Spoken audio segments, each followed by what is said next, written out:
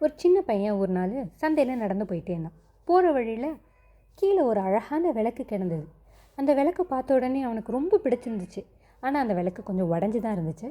சரி, இந்த விளக்கை நம்ம எடுத்துக்கலாம் அப்படின்னு யோசிக்கும்போது, வேறு யாரோ ஒத்துட்டு போயிருப்பாங்க, அதை நம்ம எடுக்கிறது ரொம்ப தப்பு அப்படின்னு அவனுக்கு ஒரு எண்ணம் வந்துச்சு. சரி, இதை அவங்க சொந்தக்காரங்கக்கிட்டே சேர்த்துடலாம் அப்படின்னு முடிவு பண்ணி கடையில் இருக்க ஒவ்வொருத்தர்கிட்டையாக போயிட்டு, அண்ணா இது உங்கள்தா இது உங்கள்தா அப்படின்னு சொல்லி கேட்டுகிட்டே இருந்தான். எல்லோரும் இல்லை இல்லை அப்படின்னு சொல்லவும், கொஞ்சம் தூரம் நடந்து போயிட்டே இருக்கும்போது ஒரு தாத்தாவை பார்க்குறான். அந்த தாத்தாவுக்கு இந்த விளக்கை பார்த்த உடனே அவ்வளோ ஒரு சந்தோஷம்.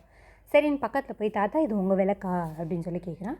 அந்த தாத்தாவும், ஆமாப்பா இது என்னோடய விளக்கு தான், உடஞ்ச விளக்கு எரியாது, ஆனால் இது என் மனைவி ஞாபகமாக ரொம்ப வருஷமாக பாதுகாத்துட்டு இருக்கேன், எப்படியோ தெரியாமல் தொலைச்சிட்டேன், இது நீ இன்றைக்கி கண்டுபிடிச்சி கொடுத்துட்ட, ரொம்ப நன்றி அப்படின்னு அவனை பாராட்டினார். இந்த கதையிலேருந்து நமக்கு என்ன தெரியுதுன்னா, சின்னதுன்னு நினச்சி நம்ம செய்கிற சில உதவிங்க மற்றவங்க வாழ்க்கையில் பெரிய உதவியாக இருக்கும். உங்களால் முடிஞ்ச வரைக்கும் சின்ன சின்ன உதவிகளை மற்றவங்களுக்கு செஞ்சு கொடுத்து சந்தோஷமாக வாழ்க்கையை வாழுங்க. நன்றி.